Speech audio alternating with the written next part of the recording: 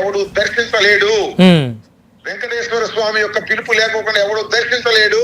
ఉమ్, జగన్మోహన్ రెడ్డి గారు, రాజశేఖర రెడ్డి గారు కొన్ని వందల సార్లు తిరుమల తిరుపతి వెళ్ళారు. ఓకే.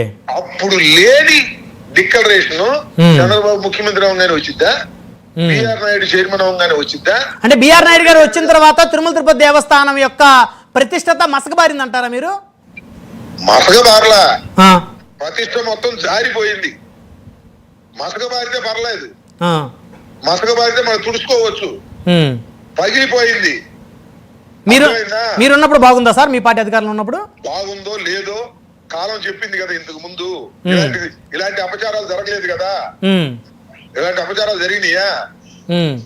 ఎమ్మడే జరిగితే యాక్షన్ తీసుకుని చెప్పండి. ఏందని నాకు అర్థం కాలేదు. పొలిటికల్ ఏదైనా ఒక రాజకీయ రణక్షేత్రంగా మీరు తిరుమల తిరుపతిని ఎంచుకుంటున్నారు. తప్పది.